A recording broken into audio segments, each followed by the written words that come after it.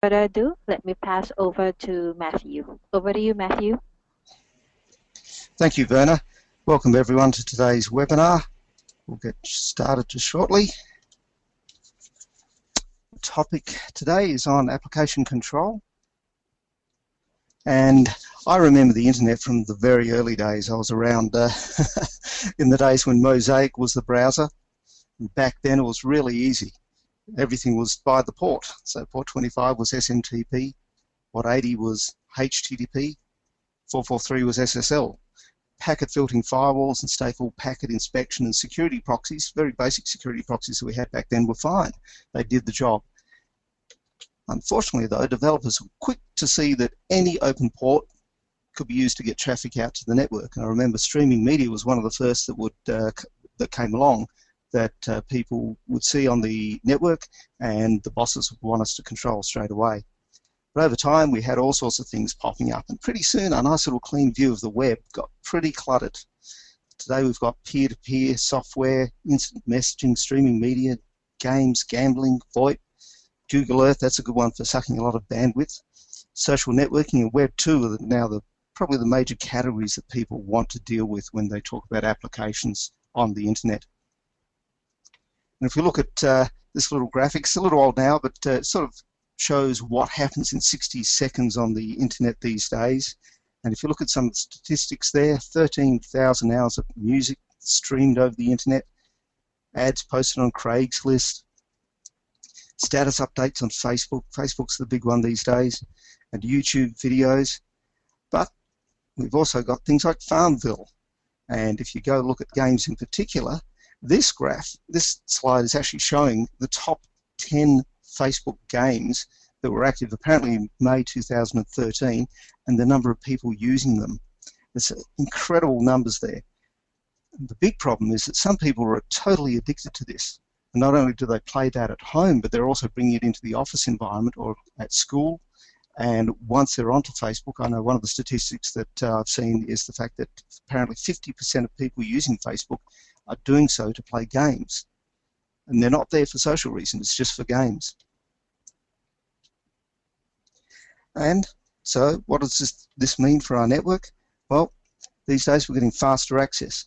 That means we're consuming data faster. Faster computers and better graphics means we're accessing rich media, which again means more data. More devices, phones and tablets accessing the internet, again more data. And all this data, it doesn't matter whether or not you're paying for data or if you've got unlimited access, at some stage you pay for it in terms of your internet infrastructure. And if we don't control this, certainly in business environments, we end up with issues like cyber slacking, where people are on there, instead of doing productive work, they're on the internet. They're playing, they're accessing Facebook, they're doing other things that they shouldn't be doing. And I understand that a lot of the times, once you actually have been distracted and you're out there doing something, you might be responding to a tweet or a message or some other type of thing, quite often it takes you 10, 15, maybe even 20 minutes to actually get back to the focus that you had prior to engaging in those non-work mediums. There's also something else that happens out on the internet, out on the web. And if you look here, apparently 232 computers are getting infected by malware every minute out there. There are websites that are constantly being attacked. I come from a financial services background, and I know that for a fact that 24/7 our sites would be under attack constantly. And it's not just the sites that might be, people are targeting, but it's also what they want now is they want your browser. And all these apps that we're talking about, all this access to the internet, it's now giving us more ways for viruses, malware, and spyware, bots, and other threats to get into your network. And so I've got a quotes here from Corey Nackreiner, our Director of Security Research, and he was saying that in recent years, cyber attacks have been increasing their focus on compromising small and medium enterprise. So it's not just the big companies, it's not just banks. People are going after the easier targets these days. So small to medium enterprise absolutely need to be concerned about applications that people are using, because it's the applications that are bringing a lot of these attacks into the network. And Symantec themselves said that 30% of all targeted attacks are now aimed at businesses with less than 250 employees. And if you look at what's going on, It's the application vulnerabilities that are the issue. In the old days, people used to attack the operating system.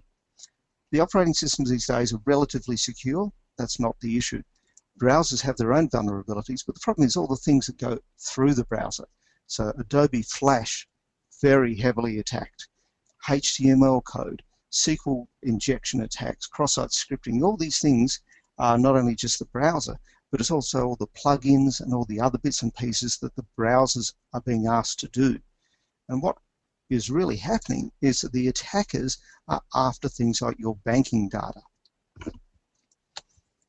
So a lot of the ways that they can get in is doing things like drive-by downloads. So this means that I'm just going to a website. I'm not asking the website to do anything. I'm not asking it to download any software to my laptop. But in the meantime, it's opening up hidden windows, hidden frames in there that allow it to connect back to my laptop and start downloading things. And quite often, if it needs permission to do something, it's very easy. They just write a little screen to say, hey, would you like to participate in our survey? It doesn't matter whether you say yes or no if you just close the screen. They just want an input to effectively give their app, their software permission to connect to your PC and download this software. We also have things like fake apps in mobile environments. And this has been actually also happened on Apple. It's not only just Android. There are repackaged apps, apps that are supposed to be legit, but they've been repackaged with the software in there. And there are also non-market applications on the Android platform, so they're very dangerous to go off the marketplace and accept anything that's out there. Some of the ways to manage internet abuse or sort of misuse are things like acceptable use policies, which are great, but a lot of people might read them or might scan them, but they certainly don't take every word in, and they might sign that when they start work but never see it again. You do need to make sure that people understand what they should be doing on your network at all times, so reinforce this over time. And education is one of the best tools that you have. You have to let people know of the dangers that are out there, what sort of things that they should be doing and should not be doing. And I guess one of the big threats for, say, school environments is kids often don't really care about what's happening to the network. They just click anything, they go anywhere. Technology is another great tool that we've got as well, and of course we're focusing on that today. But with all these things, it's a balanced approach of the policy, education and technology that can make the internet a much safer place. If we look at the technology, WatchGuard brings best-in-class security. It protects your network using technology that comes from best-in-class security providers, people like AVG, Kaspersky, WebSense for URL filtering, Mailshell for anti-spam, IPS engine from Broadweb, and also application control, as well as cloud reputation services that have feeds not only from AVG and Kaspersky, but other sources of information as well. And we bring this all together into one platform that's easy to use, easy to manage, and very cost effective. And it's giving you the best-in-class security in one easy, manageable product. If we go look at Broadweb, our application control engine, it has the ability to identify, control, and report on over 1,800 applications. And it's pretty easy. You can do this by category, so no peer-to-peer applications. You can select an application name like Facebook, or you can go and look at individual functions within an application like Facebook Chat. And it's not simply just looking at the URL, it's looking at behavioral detection of the complex applications, including encrypted applications. So one of the common scenarios was that things like BitTorrent, initially very easy to spot, so to try and prevent firewalls from blocking them, they would encrypt their traffic streams. Just so happens that it's very hard to encrypt and hide fully without giving away some detail about what the application is. So we have the ability to detect these applications even if they're trying to hide. And all of this functionality is integrated straight into the standard firewall policy table, which makes it very accessible, very easy to use and configure. So we're looking at one of the main application control screens now. This is how to configure application control based on categories. So I'll quickly go in there and just say no games.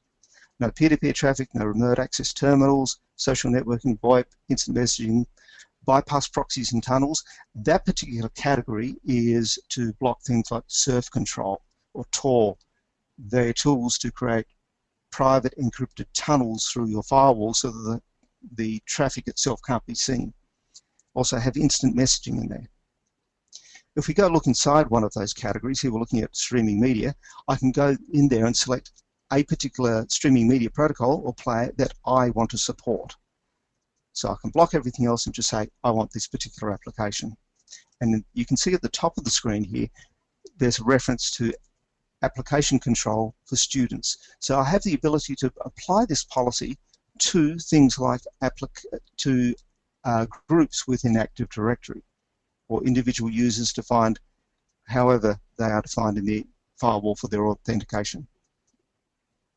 If we look inside an application like Facebook, I've got the ability to go in there and say, look, I can allow you to get to Facebook, which is the authority and access, but I don't want you doing Facebook applications, playing Facebook games, messaging, doing posts, or answering questions. So it becomes very secure and a very easy way to control this access. I know certainly from my perspective that marketing groups in companies quite often do want the marketing team to be able to be on Facebook, but they don't want other people to do. So you can control who's getting access to these functions. You also have the ability to look inside various applications and block things that you didn't realize or may not have realized that they do. I know in financial services networks, they quite often do want to restrict instant messaging. And in this case, we wouldn't want people to transfer files, access media, or play games over an instant messaging client that we may have allowed. So again, we've got a lot of functionality here that we can control. If we look at it in terms of a policy, I have two policy elements here, one for students on the left and one for teachers on the right. So now I've got the ability to go and link these to Microsoft Active Directory. I can use different application control configurations per AD user or group. And I also have the ability, to, down the bottom there, to use separate proxy actions which control things like safe search and web blocker, various other functionality that I have. If I go and look in there by policy, this is a screen that allows me to quickly select which application control policy I'm assigning to which particular firewall policy in the firewall. And with that visibility, where I'm linking this into Active Directory, I can see all the users, I know who they are, and from that, that gives us the ability to log that information and produce reports. This is the HostWatch screen in the firewall, which again is a visibility tool. Now, if I were using authenticated access here, it would actually show usernames for the source of the traffic. So I could actually see the person generating that traffic. In this case, I'm just seeing the IP address. I can drill down further into this and see all the connections just for a single IP address. So HostWatch is a brilliant visibility tool that we've got, and it's real-time information. It allows us to get in there and see exactly what's happening on the firewall. One nice thing that I can do about this is actually sort the traffic in terms of bytes, so I can see very quickly who's using the most traffic on my firewall. With our logging and reporting, I can very quickly go in and see via a dashboard screen what the top applications being used are, which ones are being blocked, and who's the users with accessing the most bandwidth or with the most connections. So I can see here that there's some BitTorrent on my network, some Skype, Flash, just web traffic, and these are things that I might need to get in there and now actually create some policy about. By clicking on these reports, I can also get more detailed access to graphs and information about what the traffic is or who might be generating it. So here I can see there are a couple of users who are generating the BitTorrent traffic. This is logging and reporting on a live website which is included with the product, and it makes it very simple, very quick to access this information. Here I'm looking at top clients by bandwidth, and again I can see who the major users are, or I can go in there and actually generate on-demand reports to focus in on particular users. So I can absolutely go in and focus on someone that I want to investigate. We also have the ability to do web audit by category, so you can see what sort of things people are accessing. And this having visibility of this sort of stuff is critical to be able to allow you to go back and then create policy around what you are seeing. We can also use application control for network auditing. Now this is one that quite often we get asked, people say to us, we have no idea what's happening on our network. We simply don't know. There's a lot of traffic, what can we do?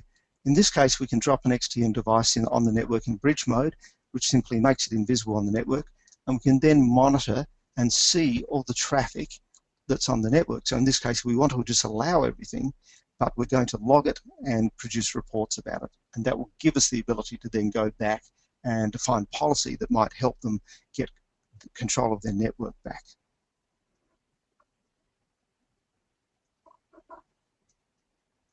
So now, rather than just talking about it, we should go and do a demonstration of application control. So I'll just start up my firewall screen here.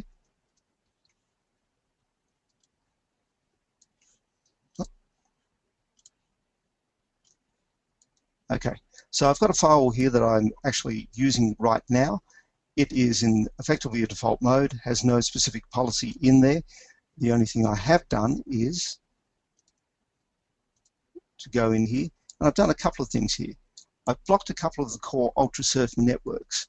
That's going to help me block UltraSurf, which is an application used to create hidden tunnels through the network. So I've got a couple of things there. But what I want to do is start creating policy. Now, let's go in and create a policy, HTTP. Got a couple of users here. So let's add a user. In fact, I want groups. So let's say students. So students going out to the internet, enable application control. If I go inside there, at the moment it defaults to the global policy. What I can do is I can go inside here. Now I can adjust the global policy and let everyone use that, or I can clone it and make it specific to the students. If I want to do it by category, I just click on the button down here and I can say no games, no peer-to-peer,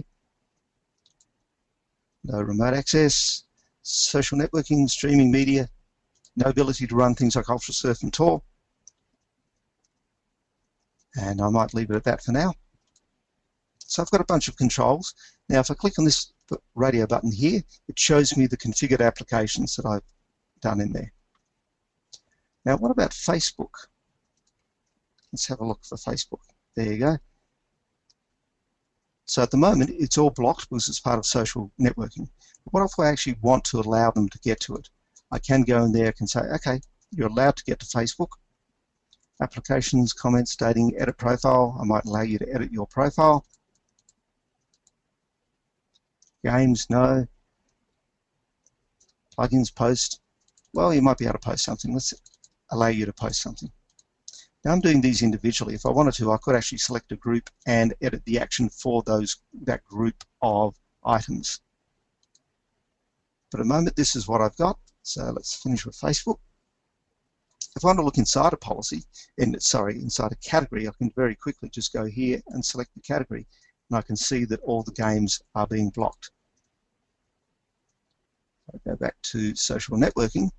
There you go. They're all dropped by category, but I'm allowing Facebook. So very quick and easy to go in there and configure these.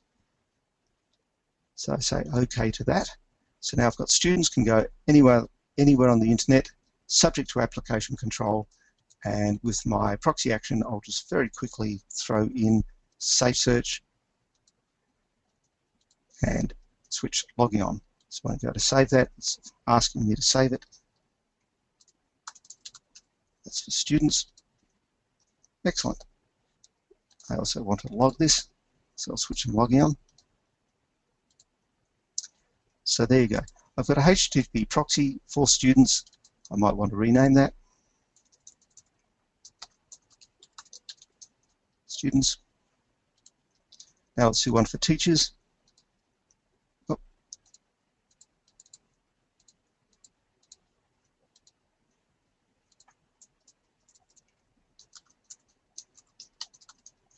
All right. Add them as a user group. Enable application control. Now here, I'm going to do something quite clever. I'm going to clone the existing policy that I've got for students. And this one will be for teachers.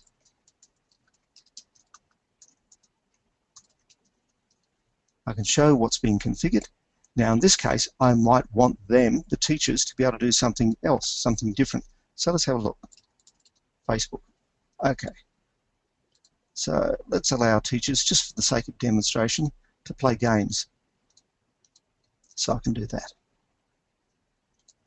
Okay, that's the only difference. Now I've also got a proxy action that I defined for students. I can go in there, I can clone that action and simply change one thing and make that for teachers. So I can very quickly go through and use policy elements that I've defined previously and inherit them for new groups and just change them as I need. So I've got two policies there. What I will need is HTTPS as well. So let's add that in there.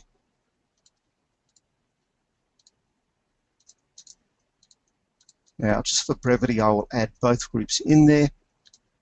Enable application control for students. There you go. Actually, tell you what, let's be precise. Let's go in there. HTTP client, let's clone the proxy action.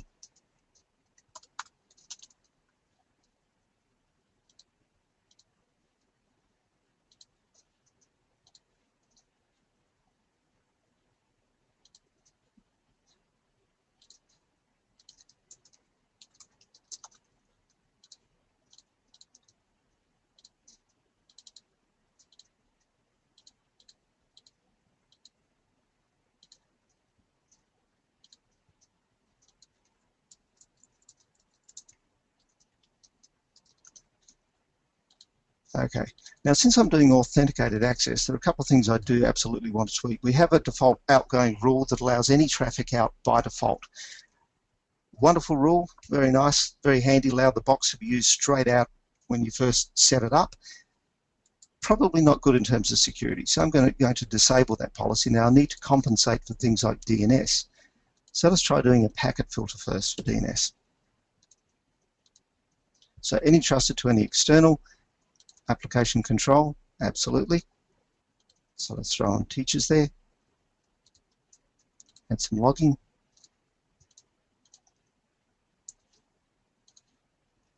One thing, let's switch on logging for these other rules.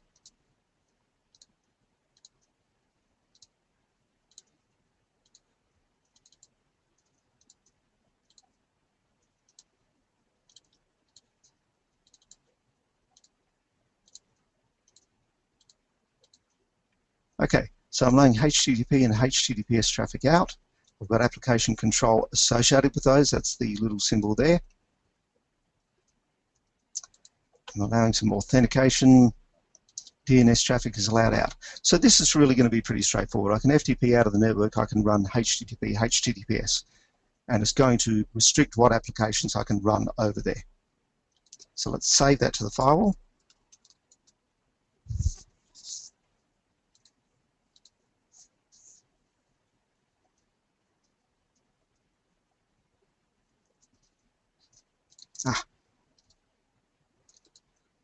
Let's quickly go here. I might as well turn this on. I need an authentication page. I'm actually just using internal Firebox accounts as well. So there you go.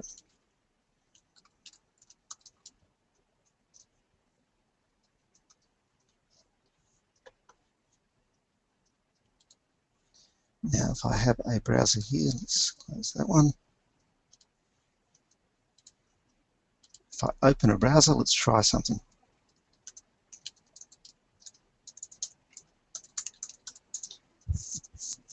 Here I'm trying to go to a site, but straight away it's asked me to authenticate. Okay, now if I go in as student 1, it allows me to get through, and shortly it should redirect me to the site I was trying to go to. So I probably should have gone somewhere more interesting like WatchGuard. Now, one of the important things to note here is the fact that I actually manually authenticated to the firewall. In production environments, we quite often encourage people to use single sign-on, and that would recognize me based on the fact that I've already authenticated to the network, I've logged into Active Directory. Therefore, when the firewall sees traffic coming from my PC, my browser, it straight away recognizes that IP address. It knows my user ID. It knows the groups that I'm associated with, and therefore can apply appropriate policy. So I'm logged in as a student. Now, if I try to go to Facebook,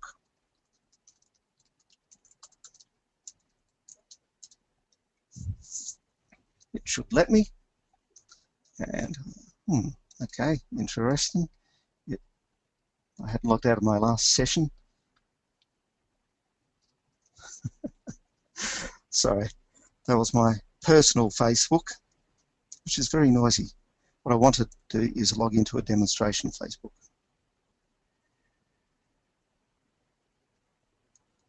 And I just need to look up the password. So bear with me for a moment. Okay, all right. So I have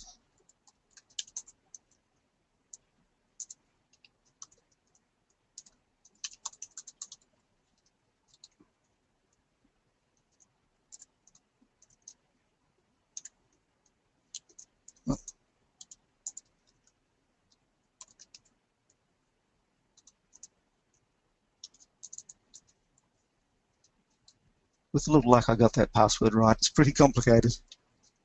Excellent. So I can get into Facebook. Now the question is, I'm logged in as a student, so what can I do while I'm here? Let's have a look. Games. Celebrity slots. It sounds like a game to me. So I can see it, but can I play it? Aha. Interesting.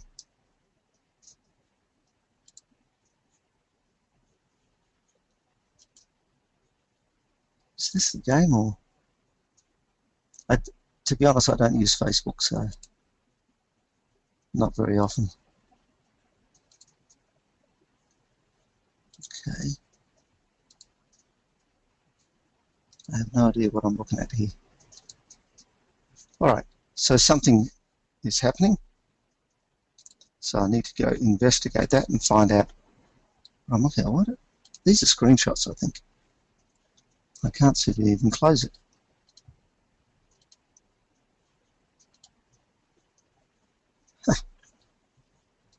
Excellent.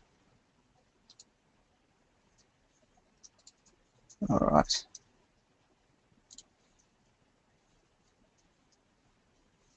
Incredible. All right. Well, I'll get rid of that.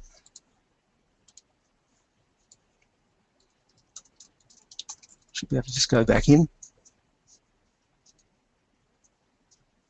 Excellent. Okay.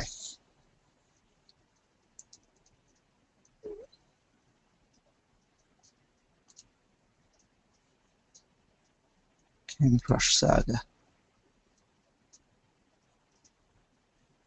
Okay, play game.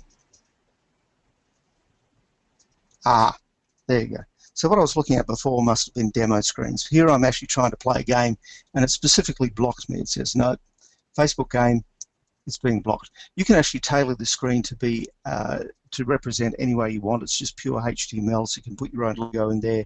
You can control it, the deny message, however you want. So that was good. That was the result I was expecting. What other games do they have here? Let me try and play a game.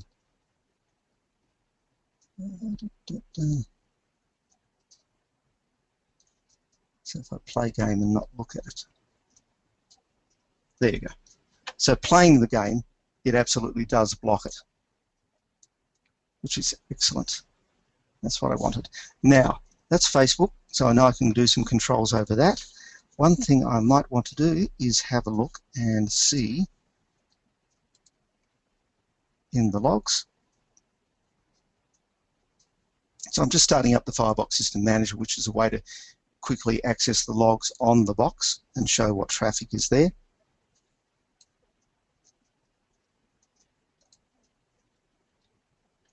Okay, so there's a lot of detail on this screen. Don't get concerned about that.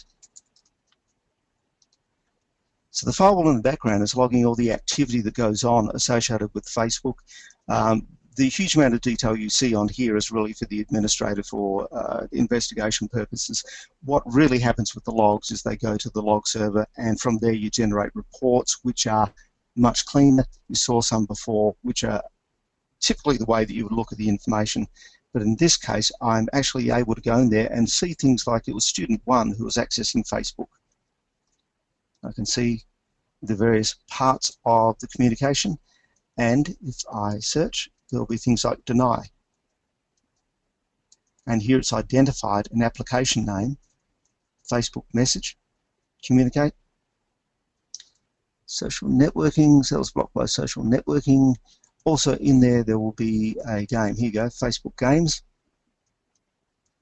and that was denied. So we've got a few things there. It's working with my identity, it's identifying the Facebook game, it's logging all this information, so therefore it makes it available to reports. Excellent. Now, one of the things that people often ask about are tools like UltraSurf. So let's go have a look at UltraSurf. I have a copy of it here. So if we start that up, what UltraSurf is going to be doing is it's going to be looking for a way out of the network. And it's particularly insidious because it will try in 100 different ways to get out. And in this case, it has. And that's fine because, although I've tried to block it, what you have to be aware of with UltraSurf is that it will get out any single way it can. So this is telling me that, okay, I do need to do a bit more work, so let's go and control it. So I'll go back to the control panel. Let's shut down UltraSurf and go back to my policy and think about how it's getting out. Now,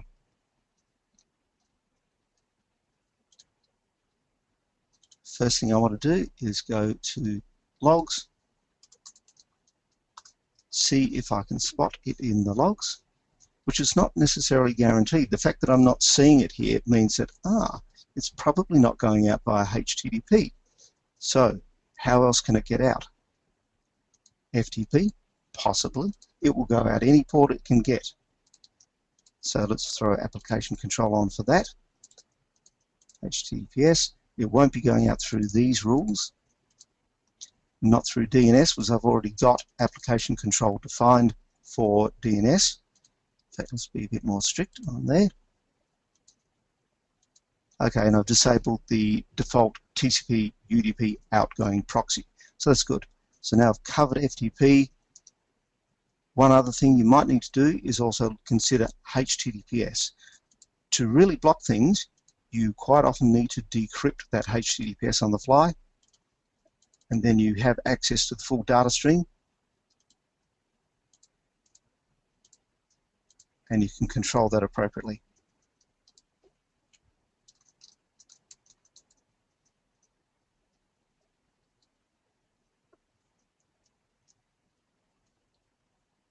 Saving the policy. Excellent. Now if I go back here, try and run UltraSurf.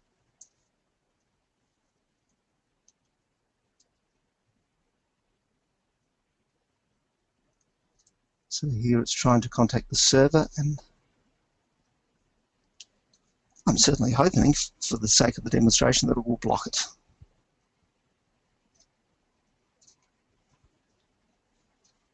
And it looks like I have. So let's go have a look. Here we go. Aha. DNS, it's tried to get out through the DNS ports.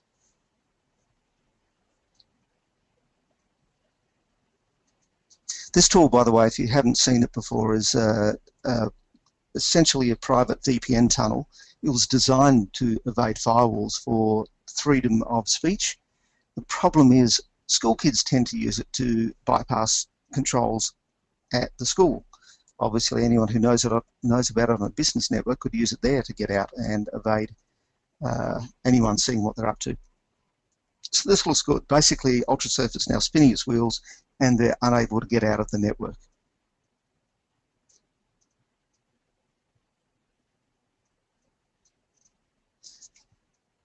There's also another tool. If that one doesn't work, they probably might go and try and start Tor.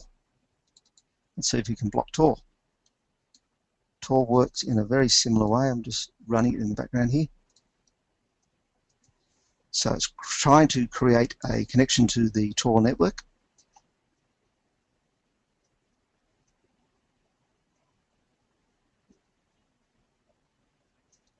Again, doesn't appear to be working. With both these applications, when they do get a successful connection, they then spawn up a browser which uses that private encrypted tunnel.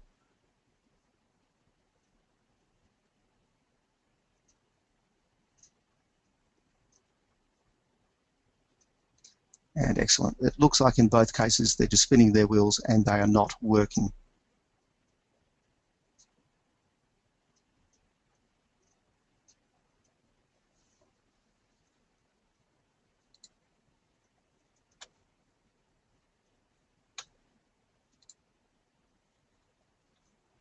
Okay, so instead of sitting here forever waiting for those to happen,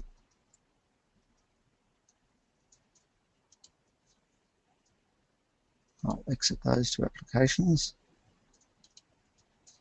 And now I did, if you recall, log into the firewall as a student previously. So if I go back here, now what I can do is on the firewall itself,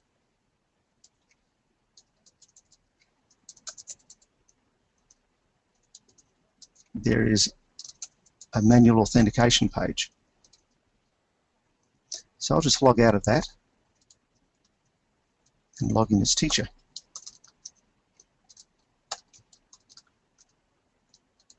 The only difference here is the fact that the teacher, I believe, was given the ability to play Facebook games. Oh.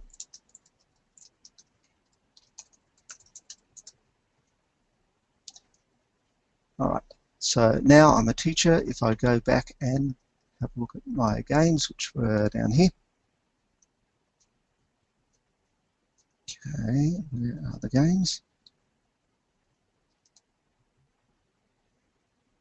Ah, here we go. There are the games. All right. So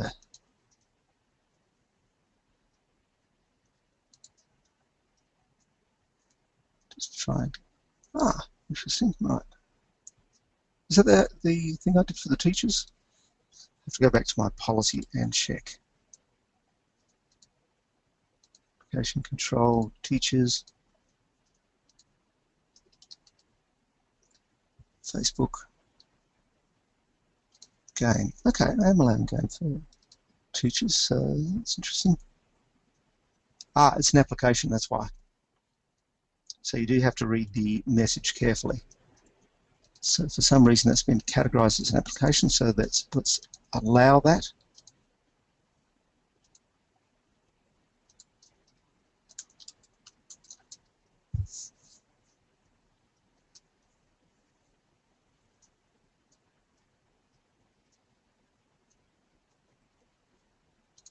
Excellent. Now let's retry that.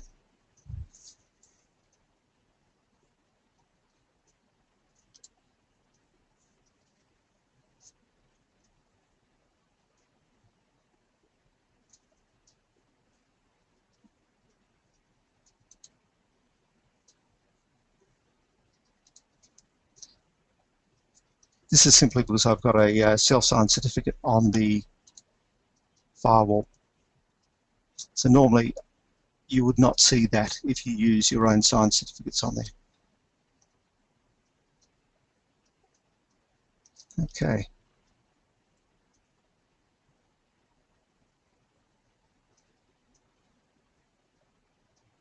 Okay, there you go. So I'm able to access the game because I've logged in as a teacher. Let's go look at my logs. Let's have a look at, sorry, go down here. Maybe look for Facebook. Okay, so now I'm getting all allows. So it is allowing stuff through. That was before when it denied it, and that would have been because, okay, then no, that's a Facebook message. So it's definitely allowed me through, and I can see that in the log. So again, I can report on that information. Some of the other bits and pieces I showed in the screens before was HostWatch. So I'm just starting that up. This is HostWatch. At the moment, this is a very minute network. It's only me. So, and I can see the fact that it's teacher 1 because I'm authenticated on the network. I've authenticated to the firewall, I can see exactly what I'm accessing. So if we look at in terms of the number of bytes,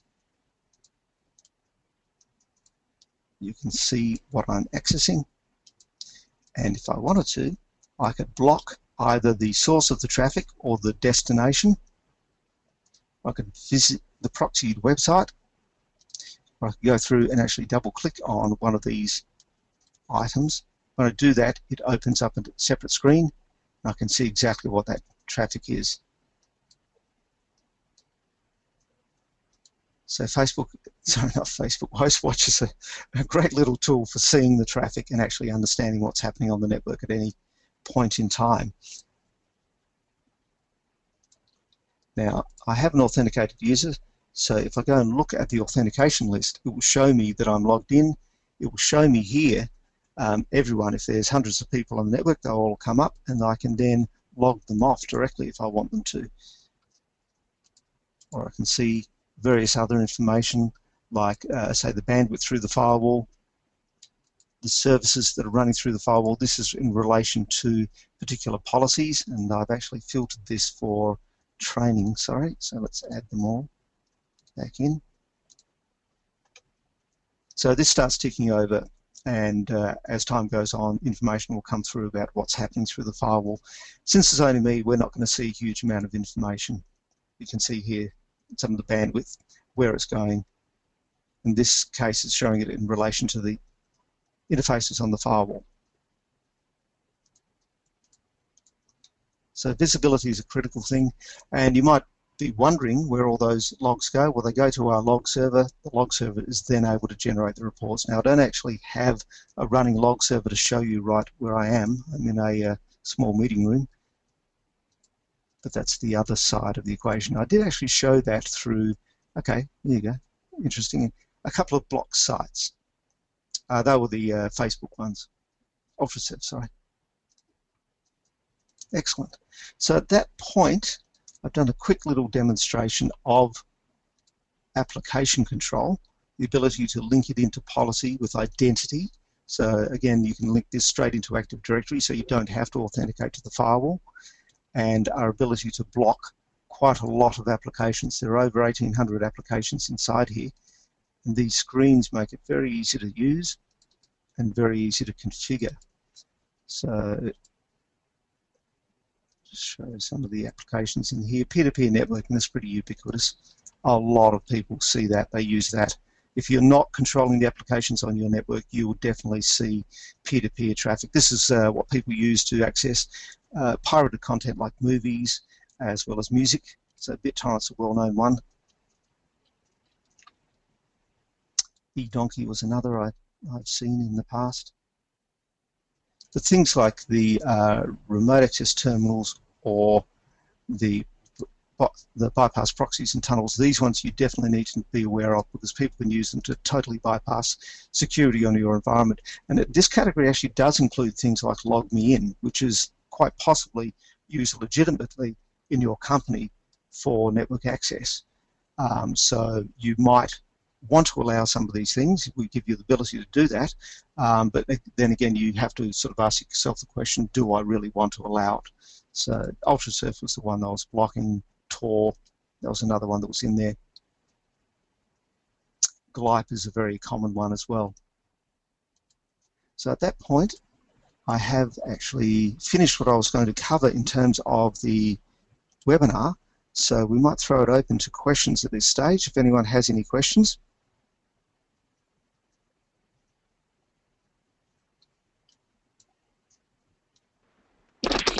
Yes, thanks, Matthew, for that presentation. Thank you. All right, so for the questions, we have a couple. Oh, we have 3 questions. The first one is from Agus Setiawan. The question is, hi, Matthew, how do we block UltraServe in application control and have tried but bypass? Thanks. Okay. Yeah, so if you've tried before but you haven't been able to do it, it might be because you need to look at some of the other policies that are in there. So, for example, FTP, I had a policy there that allowed traffic out, any trusted, any optional, so therefore it's not asking for authentication. UltraServe will simply look for any open port it can go through, and it's going to be trying anything anything possible. Some of the little tricks that I normally use is under default threat protection. These two particular networks are quite common networks used by UltraSurf, so they usually throw those in there. So I'm just opening up a browser because we have this documented in an actual knowledge base article on the WatchGuard website. So I was going to show you that article. But really the article just sort of explains to block those two networks and also to do things like look at DNS traffic, because DNS is one of the first things it will try if it can't get out over HTTP or HTTPS. Now, I've successfully managed to block UltraSurf in the past without doing deep inspection of the HTTPS content, but that might be something that you do need to switch on. You might find that, you know, maybe it's getting out through there. So you need to look at it in terms of a few layers of control. Certainly when you're trying to investigate why something is getting out of your network, the first thing you want to do is make sure that you've got logging on for as much of the rules as possible, because it will identify exactly which policy that traffic is using. At the moment there's no actual UltraSurf happening on the network, so this is real-time traffic monitor. But if you do stick at it, you'll definitely find there are ways to block it. And really it's obviously on the outgoing policy rules. Okay, next question. Okay, the second question is coming from Tuan Huang. The question is, can AC really block Skype? My users sometimes practice it. Yes, yes. It should be able to block Skype, but Skype is one of those ones that, again, it is pretty good at getting out of networks. So if we go back in terms of application control, let's go look at the global. Let's go look at Skype. Okay, so Skype at the moment, the only permissions we've got there is authority and connect. So very little in the way of what you've got in terms of subfunction, which is fine, but there are a couple of things you might want to look at here.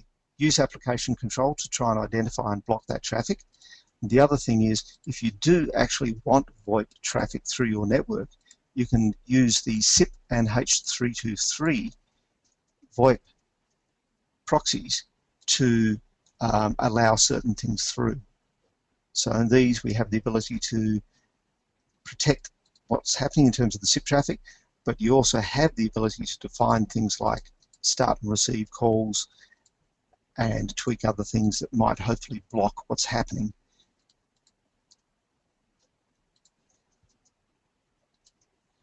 Okay, next question. All right, next question from Agus Setiawan again. Can you share this video? I need to block this creature UltraSurf. I'll be sending you the webinar recording, Agus, after this. Okay, the next question from Akshay Sharma. Can we limit BW per application? Yeah, can we limit bandwidth per application? That's a very commonly requested feature. At the moment, the way we would do it would be to use traffic management plans. So you would, sorry, have to turn it on globally first. So let's go under global settings, turn it on. Actions, traffic management. So with the traffic management plan, what you can do is you can control the amount of bandwidth going through a particular interface, and it controls the bandwidth leaving an interface, going out. So if you want to do it per application that's going out to the internet, so you might say external interface, let's give it basically minimum or maximum bandwidth. So maximum bandwidth might be 100 kilobits per second. When you're doing this, you are also supposed to go through and make sure that you've correctly configured your interfaces in terms of the outgoing speeds. You might want to make sure that if that's 1500 kilobits per second, you've defined that bit rate in there. Now what you would do is you would actually create a policy that applies particularly to that traffic. So if it were a well-known application, just wondering what I could use here, so it might be something like, say it's HTTP. So let's say it's HTTP, but it's only to a particular site. So you could do things like, say,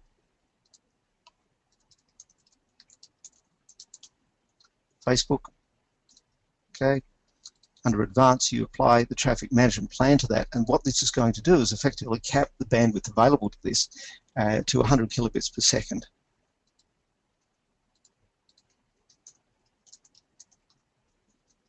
Now what you then need to do is also, so this is restricting it by the IP address, but you do have the ability to go in and select an application through here. So I'm just wondering what we might do.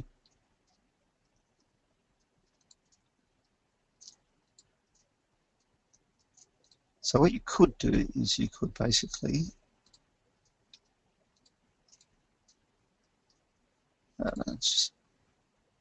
yeah, you can either block all categories. So let's just edit. Let's drop everything. So this is now actually dropping every single thing. And what you could do, go through there and have a look at Skype. Let's do Skype. So we'll allow Skype, but we'll block everything else. So there it is, allowed. Unfortunately, I did that on the global. Probably a bit severe. In this case, if you wanted to do that, you could simply say any. So any trusted going anywhere, because I've got application control defined, but it's going to block everything but allow Skype. This should allow it through. So it's not correct that I did this on a HTTP, but I'm just trying to quickly throw together something in my head that would explain what you're trying to do here. So that was a brief explanation of it. But now, this is how we do it at this stage. We are definitely absolutely looking at being able to give you the ability to control bandwidth at a particular policy level or a particular application level. We're obviously out there investigating how best to do that, and that's certainly something that I believe will be coming in the future. At the moment, you can do it. You just need to do a little bit extra work. But one thing that WatchGuard definitely tries to be known for is our usability, and my expectation is in the future we'll be able to do that, and we'll make it nice and easy for you to be able to do that. But at the moment, that would be my suggested way to look at doing it. Okay, so next question. Okay, Dan, how can I use WatchGuard for audit? From Akshay Sharma. Yeah. How can I use WatchGuard for audit purpose? Transparent mode shown in the PowerPoint. Okay, all right. That was under network. Normally the firewalls go in mixed routing mode, so it's a routing element in your network. So therefore it's visible to everyone. It's invasive in networking, which means that it is a routing point. You can't just put it in and not break things. If you want to, you can put it in bridge mode, and in this case it's purely transparent on the network. So it's not a routing hop. Nobody has to change their routes on the network. It allows us to put it in there and just simply to monitor all the traffic, report off it. You can still control traffic through it, even though it's a bridge device. The only thing you do have is a single IP address, which would need to be there in the case of being able to manage the device. So if I do 10.4.5.1 as a gateway, so that IP address is really, it needs to be able to be connected to. So in other words, everyone's using the gateway 10.4.5.1. The firewall's sitting in front of that gateway, but it's not a routing hop. But if I happen to hit it on 10.4.5.6, the firewall itself will answer, and I'll be able to manage it as a firewall, but nobody else is going to see it on the network. But we'll still be able to control the traffic, we'll still be able to report on things, and we'll still be able to log all that information. Right, next question. Okay, I'm just looking at Swampnil, I think, Swampnil. Hi, Matthew, how to block Gmail, which is open through google.com. Ah, Gmail. Okay, let me see something. Do we have something? I'm going to just turn all this back on, by the way.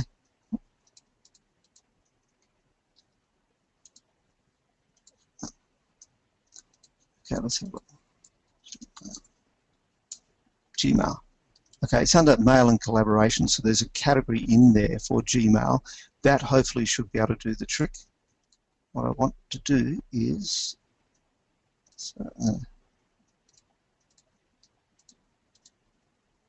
clear action. There you go, that's what I was after. Clear action. Let's clear all that action so I've got global correctly defined. If I go to teachers and search for Gmail, at the moment it's not defined, so everyone will be able to get to it. If I allow that and block it for students, then theoretically my student account would not be able to access it, but I would as a teacher. So that hopefully should do the trick.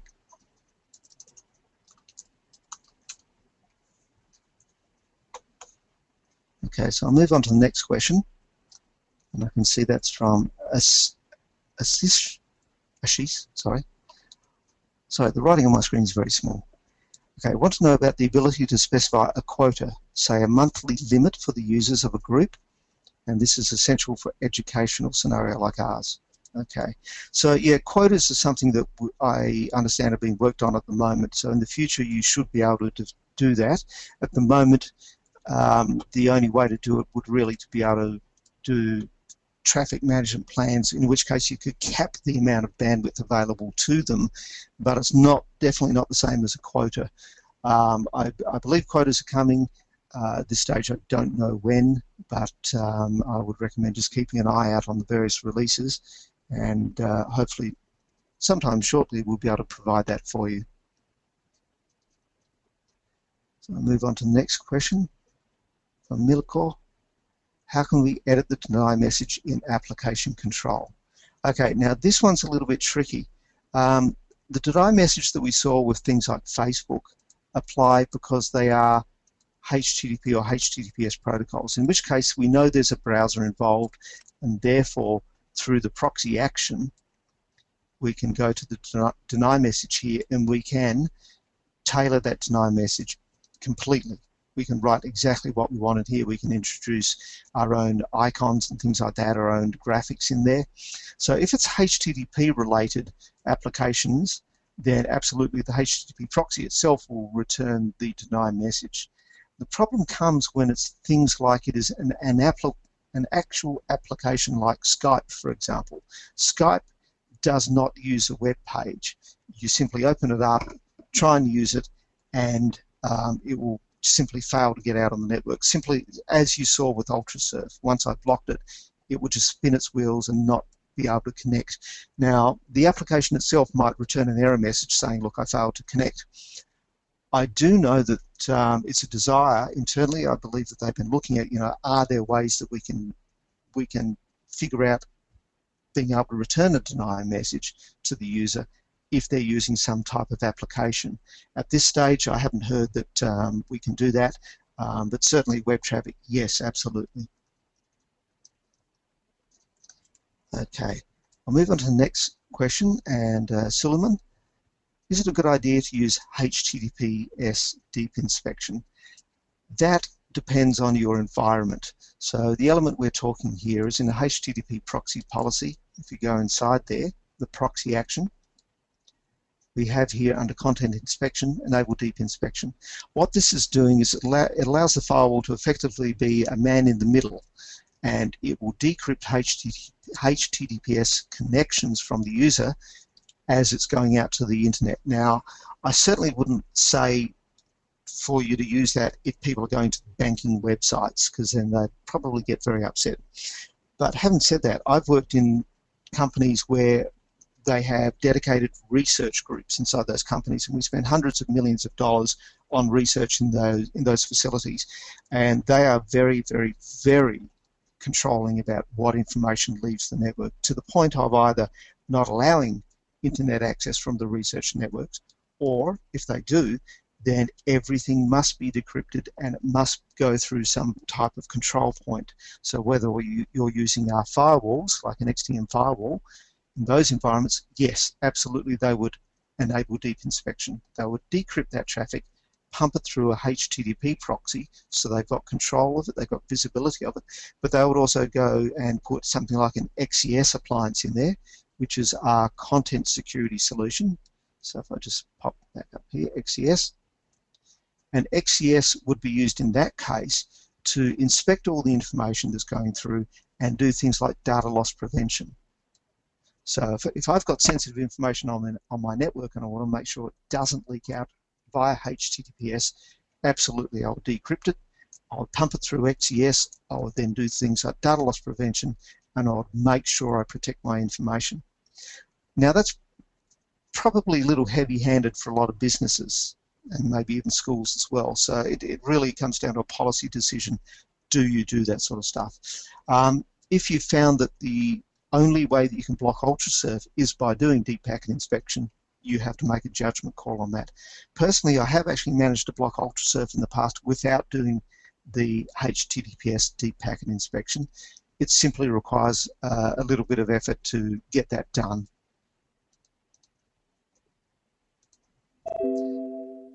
Okay, I'll hopefully answered that question, so we'll move on to the next one. Again from Suleiman. Okay, right, so this is expanding on this previous one, because when they used HTTPS deep inspection, some websites get errors. Okay, yeah. So generally the errors come from the fact that you need to look at what is happening inside the HTTP proxy. So don't forget, it's been decrypted, it then goes through the HTTP proxy, and some of the things that go in there are the fact that some content types are not allowed by default. So anything in this list is being allowed, anything else is being denied. So if it's a content type that's being denied, then websites don't necessarily respond well to that. So you might need to read your logs and try and figure out, has something interfered with it? And you can see here that none is grayed out and in italics. So if I change view, I can see that it's not selected. A lot of websites use return a content type of none, which is poor programming practice, but it happens. So in some cases you might need to turn that back on and say, well, I'll accept that as a content type. You might find that there's something like a content type or maybe a header field or something else that's been stripped out or denied in the proxy that's causing those issues. So you should be able to get it to work, but you'll just need to do a little bit of investigation and use the logs to help identify what that issue is. Okay, I'll just move on to MWTAN. Okay, when I block a peer-to-peer application control on a HTTP proxy, will it work since peer-to-peer does not work on port 80? Okay, all right. This is an example where application control does need to be configured appropriately. So you need to look at how information is getting out of your network. And in the case of UltraSurf and Tor, they will use DNS ports to get out. So absolutely, one way you can stop it, here I used a packet filter, so it's not a proxy. If I have used a DNS proxy, one of the benefits of that is the DNS proxy is very strict about what goes through, and it would actually look at it and make sure that it's RFC compliant traffic. If it's not RFC compliant DNS traffic, it will simply block that traffic. So using a proxy is a good way to try and DNS proxy is a good way to try and avoid applications getting out through there. For any other ports that you've got going out to the internet, so if I had left this rule enabled, the outgoing one, you would absolutely need application control on there to try and stop that traffic getting through.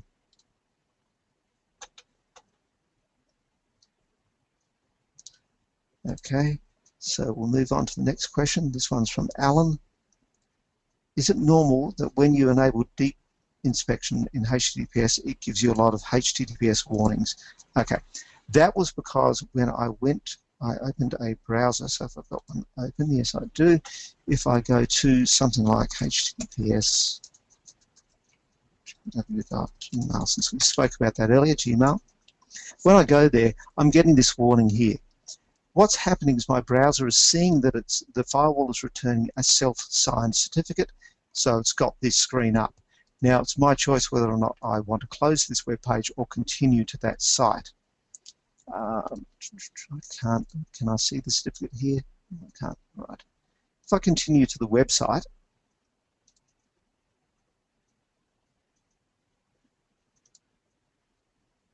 there you go. Right. It's showing a certificate error. Okay, accounts. But here it shows fireware HTTPS proxy. This is because I'm using the deep packet inspection, and it's the firewall returning its certificate on behalf of Google. Now, to avoid seeing these sort of errors, what I'd need to do is I would need to either put my own self-signed certificate on the firewall. In fact, that's the recommended way to do it. And so inside a company, you would put your own cert on the firewall, and you would make sure that all your PCs or your browsers recognize the root CA of your company, in which case you would never see an error, and it would just simply go through. And in that case, it will work without the errors. I'll move on to a question from Ashish.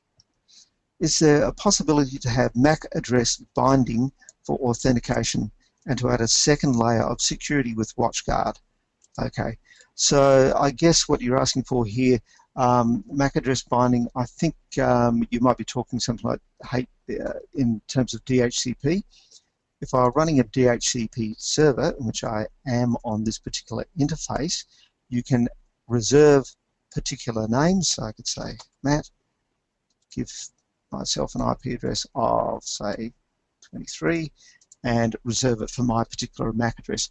So if the firewall's acting as a DHCP server, yes, I could identify myself by that IP address, and then I would simply have a policy element that says that, so an alias, that Matt is this particular IP address.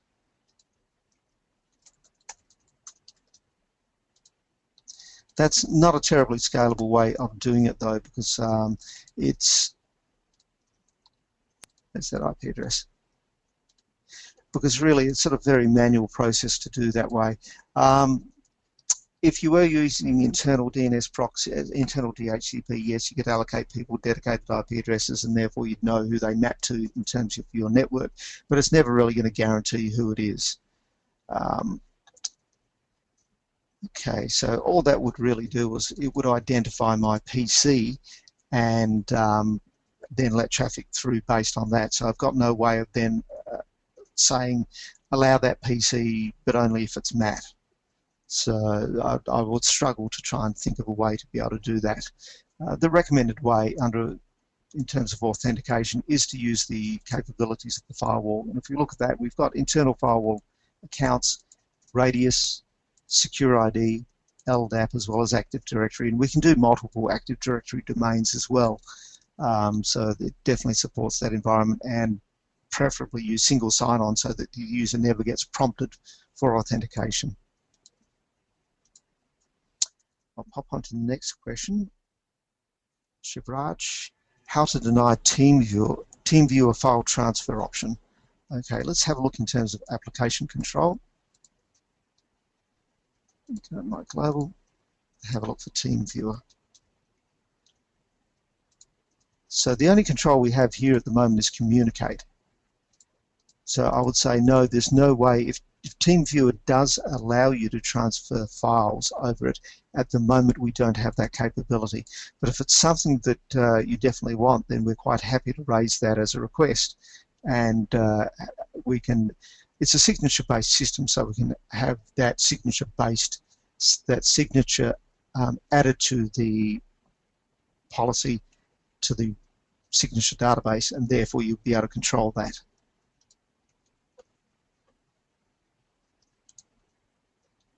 How can we do multiple imports of certificates in one go?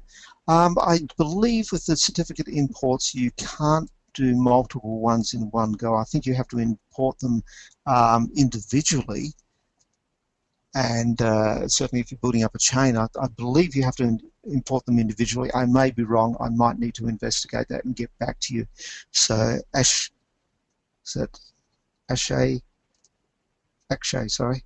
I expect we'll have your email address, so we'll be able to get back to you directly on that. I'll move on to the next question from Agus. Can we export log and report to SQL Server? Yes, you can. What we have is with WatchGuard, we run our own proprietary log and report server. The software is free, so you definitely don't have to pay for it. But when you do use it, all the reports, all the logs are kept there, and there's a web service API that you can use to talk to the log server. So you'd be able to, sorry, I'm just trying to open up a log server interface in the background to demonstrate this. So normally you can use this web service API to connect to it and extract the logs from the log server and therefore make it available to what you're trying to do. In your case, probably you'd want to be able to do it from a command line, and I believe, yes, you can use a command line interface to export logs from the log server. That if you have installed a WatchGuard log server, there should be a documentation folder in the actual folder hierarchy to that log server, and it has the information on how to do that. Since I believe we'll have your email address, so we should be able to respond to you with some more information on this. But yes, you would be able to do that. Okay, now I believe I've answered all the questions. So if there are any more questions anyone has, certainly feel free to pop them in there. But we are a little bit over time. If you have any other questions that we haven't answered, or if you want more information, please feel free to respond to us. Just send us an email and we'll get back to you on that. And also we'll have a look through the questions in the spreadsheet and just make sure that we believe everyone has had their question answered correctly. Somebody just asked, can we email us further directly? Yes, you can. So please feel free to get engaged with us and to ask any questions you want. We have obviously got SEs in your local regions who can also provide information for you. And at this point, I believe we're out of questions. We're also out of time. So I'll thank you very much for everyone coming, for joining our webinar today. And yes. Right. Thanks, Matthew. Thanks for answering those questions, and thank you everyone for joining. So do provide us your feedback. We will be sending you a follow-up email. We'll be sending it to you, and we'll be following up with you on your requests on the slides and video recording, and if you have any further questions. So yes, that's all for today, and have a nice day ahead, everyone. Bye-bye. Thank you very much. Bye.